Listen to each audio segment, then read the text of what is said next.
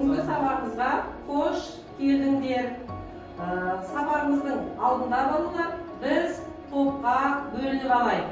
Тақтада балалар, аттарында Қазақстанның туы жақсырылған. Осы туды таңдау арқылы сендер топқа бөлінесіңдер, ала қойыңдар. Кез келген туды ала қойыңдар.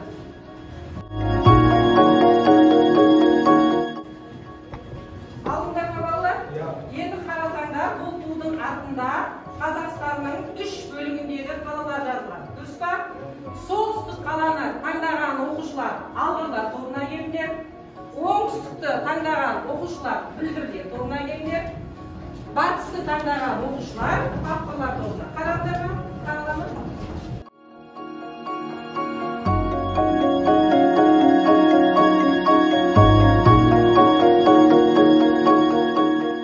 Енді балалар топтарымен ақылдасып, топ басшыларыңды, яғни спикерлеріңді сайлап алыңдар, ақылдасып.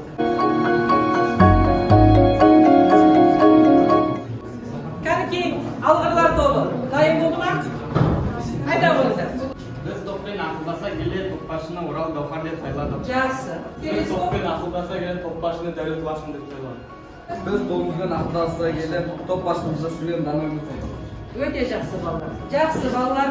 Ал енді балалар, сабағымыз жақсы өту үшін, жақсы көңіл күймен өту үшін, жақсы ахуал қалыптастырып алайық. Ол үшін балалар, алдарында мынандай аппақ парақ тұр. Көрдіңдер ме, балалар? Осы параққа әрқайсының ойларындағы жағымсыз, өздеріне ұнамайтын бір қасиеттерді жазыңдар. Болады ғой? Жалқаулық біреудің бойында еріншектік, біреудің бойында сараңдық деген сияқты. Әркімнің бойында бір ұнамайтын жағымсыз қасиеттер болады балалар. Жазыңдаршы. Ал жазып болсаңдар, умаждандар балалар. Енді сол умаждаған қағаздарыңды топбашыларына беріңдер. Топбашылары келіп, мінекей бойымыздағы жаман, қасиетті, жағымсыз энергияны қоқшасымен тастайық балалар.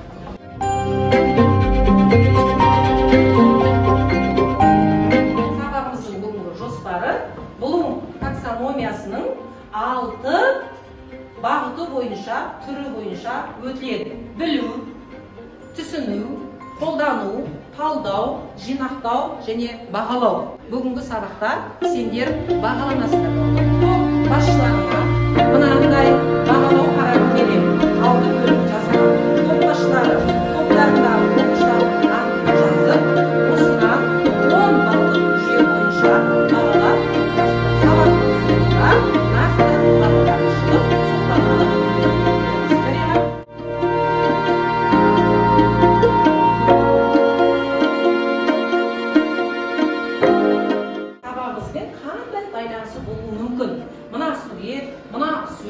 сендер үшін бір бейтаныс емес балалар, барлығы таныс.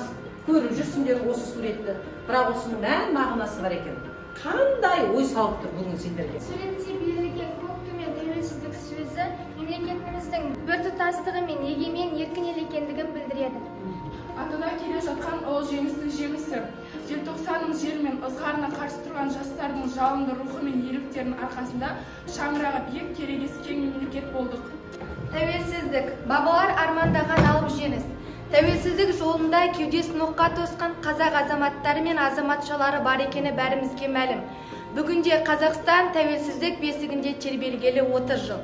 Бейбітшілік пен адамдардың тұтастығы деп ойлаймын. Еркіндігі. Жақсы. Мына суреттер қандай мағына беріп тұр? Қандай байланысы болуы керек, балалар? Бұл суретте сендерге бейтаныс емес, таныс суреттер. Сырым Датұлы, Махамбет пен Исатай, Жанқожа батырлар. Бұл тұлғалар еліміздің тәуелсіздік алу жолында құрбан. Азаттық көтерілісінің басшылары Сырым Датұлы, Махамбет пен Исатай және Жанқожа батыр бейнеленген. Бұл жерде Сырым Датұлы, Махамбет, Исатай берілген. Бұлардың бәрі Қазақстан тәуелсіздігі үшін күреске шыққан батырлар. Бүгінгі жаңа сабағымыздың тақырыбын жазайық. Қазақстан Республикасы тәуелсіздігінің жариялануы. Зерттеу сұрағы балалар. Қазақстан Республикасының тәуелсіздік тәуелсіздік туралы конституциялық заңның тарихи маңызы қандай? Ал оқу мақсаты балдар Қазақстанның тәуелсіздік жолындағы алғашқы қадамдарын анықтап және қорытындылау. Өткен оқиғалар мен сабақтастықты орнатып, Қазақстан тәуелсіздігінің жариялануының тарихи маңызын түсіндіру. Бүгінгі сабақта осы оқу мақсаттары орындалатын болады.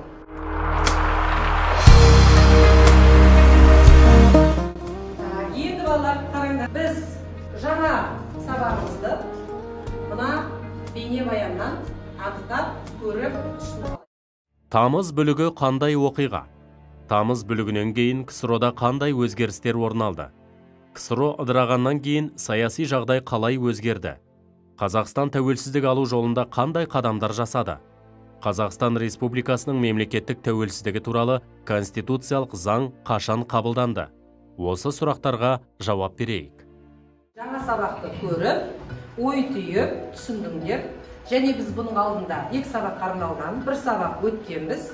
Сендер осы тақырып туралы сендерде бір шама мәлімет бар. Енді балалар жұмыс жасаймыз. Түсін, талда, жеткіз деген тапсырмамыз балалар. 3 сұрақ берілген. Яғни Қазақстан Республикасының мемлекеттік тәуелсіздігі туралы заңын анықтайсыңдар. 91 жылғы президенттік институтының даму ерекшелігін сипаттайсың. 3 конверт тұр балдар. Топ басшылары келіп, қалаған конвертті алыңдар, ішіндегі тапсырмамен жұмыс жүргізеді.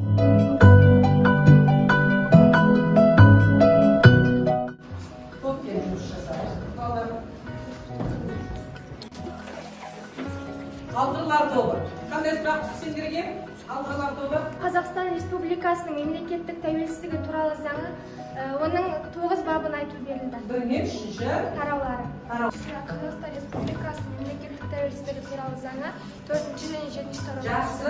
1991 жылы институттың дамуы. Ал уақыт берілді. Балалар топпен ақылдасып, тапсырмаларды орындауға болады.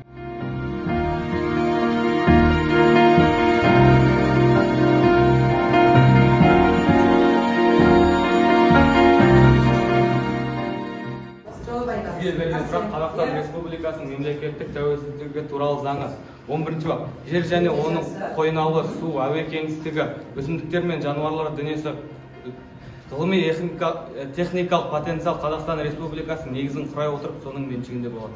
Жақсы. Қазақстан Республикасының мемлекеттік ұлттық банкісі бар. Ол өзінің қаржы, кредит, ақша жүйесін жасауға Республикасы өз тәуелсіздігі мен территориялық тұтастығын қорғау мақсатында өзінің қарулы күштерін құруға Қазақ КСР мемлекеттік егемендігі туралы декларациясымен бірге республиканы жаңа заңын құруға Сізге берілген тапсырма Қазақстан Республикасының мемлекеттік тәуелсіздігі туралы заңы 1-3 тараулар. Қазақстан Республикасы тәуелсіз, демократиялық және құқықтық мемлекет. Ол өз территориясында өкімет билігін толық иеленеді. Өзінің ішкі және сыртқы саясатын дербес белгілеп жүргізеді. Республикасының территориясы қазіргі шекарасында біртұтас бөлінбейтін және қол сұғуға болмайтын территориялар қатарына жатады. Азаматтары өздерінің тіліне, әлеуметтік және мүліктік жағдайына, тұрғылықты орнына қарамастан бірдей құқықтар иеленеді. Қазақстан Республикасының басшысы және оның атқарушы үкіметі президент. Қазақстан Республикасының мемлекеттік өкіметтік билігі бұл биліктің заңдық, атқарушы және сот билігі болып бөліну принципін басшылыққа ала отырып құрылады және жүзеге асырылады. Сот арқылы қорғайтын жоғары орган Қазақстан Республикасының Конституциясын сот арқылы Бізге берілген сұрақ 1991 жылы президенттік институттың дамуының жаңа кезеңі. Биыл біздің тәуелсіздік алғанымызға 30 жыл толды. 1991 жылы 10 желтоқсанда елбасы нұрсұлтан әбішұлы назарбаев Қазақ КСР Қазақстан Республикасы деп өзгерту туралы заңына қол қойған болады. Және де бұл іс 16 желтоқсанда, яғни 1991 жылдың 16 желтоқсанында жүзеге асырылды. Қазақстан демократиялық, әлеуметтік, құқықтық мемлекет болып жарияланды. Президенттеріміздің сіңірген еңбегі. Келесі балдар, келесі тапсырмамыз балдарына экранға назар аударайық. Балдар қараңдар. Сонымен тәуелсіздіктің жариялануы және алғашқы жылдардағы маңызды недер екен балдар жылдар. Келесі енді балдар мінекей грейд кестесі әдісі арқылы осы сабақтарымызға зерттеу мен талдау жасаймыз. Яғни Қазақстанның тәуелсіздік жолындағы алғашқы қадамдарын анықтайсыңдар, Қазақстанның тәуелсіздік жариялауының болашаққа әсерін сипаттайсыңдар. Ол үшін балалар тақтада бұлымның күлтешелері тұр. Топ басшылары келіп, қалаған күлтешені алуға болады. Күлтеше астында мына сұрақтар балалар белгіленген. Сол бойынша топпен жұмыс атқарады.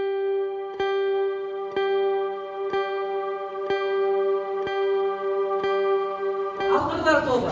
Қандай сұрақ түсті? Алғырлар тобы. Дұрыс. Елеулі бетбұрыс және де есте қаламыз. Елеулі бетбұрыс пен есте қаламды оқуға. Өте жақсы болды.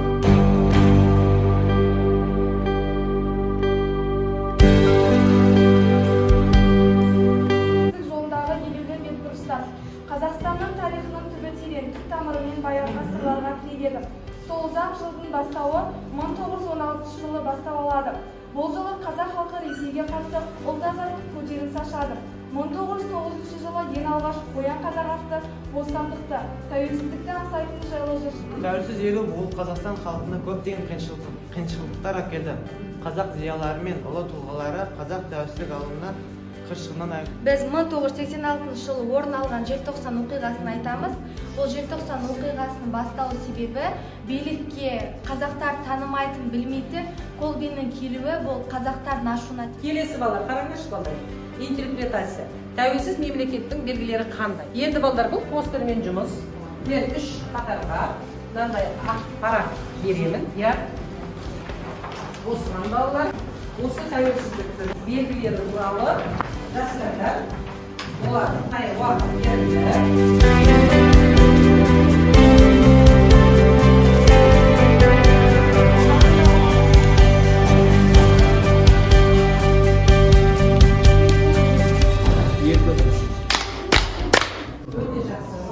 Тәуелсіз мемлекеттің белгілері қандай?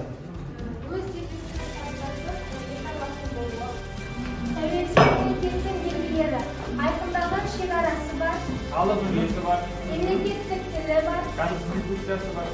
Тәуелсіз мемлекеттің белгілері. Топтастары бағалар отырамыз. Жақсы жауаптар дұрыс. Мемлекетте басқаратын президенті бар.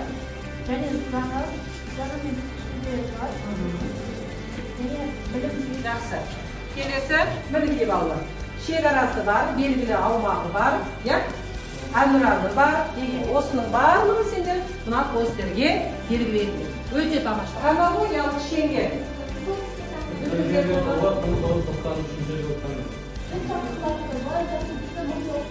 93-тен 95-тегі маңызды. Мынандай 73 қағаз берем балдар. Осыған әр жолына жаңағы тәуелсіздік жылдарына 91 жылы жеткен маңызды оқиғаларды 1992 жылы әнұраны жаңа мәтін қабылдады. 1991 жылы 20 желтоқсанда Қазақстан Республикасының азаматтығы туралы қаулысы қабылданды. Үйге тапсырма қазақ елінің ұлттық идеясы мәңгілік ел тақырыбына эссе жазып келесіз. Келесі балдар мінекей сұрақ қорытынды стратегиясы. Бүгінгі сабақтағы басты оқиға не болды, не қызықты болды, бүгінгі сабақта не үйрендіңіздер, қандай жаңалық алдыңыздар. Алдарыңыздағы стикерге жазып, мынау жеміс ағашына жапсырып кетулеріңе болады қалды. Бүгінгі сабақтағы ойларыңды. Бүгінгі сабақтан қорытындылай келе, бүгінгі сабаққа біздің топтың барлық оқушылары белсене қатысты. Бүгінгі сабақта біздің топта бүкіл оқушы атсалысып отырды. Бүгін бізде сабақта барлық жақсы атсалысып белсенді. Соған байланысты өзіме Аружанға және Дулатқа 9 балл қойғым келеді, ал мен Ақтөреге 7 балл, Сырымға 8. Өте жақсы балалар. Бүгін мінекей нақты бағаларыңды алдыңдар. Күнделікке бағаларыңды қоямыз. Назарларыңа рахмет. Бүгін атсалысқан және мынау кері байланысты алма ағашына жапсырып кетсеңдер болады.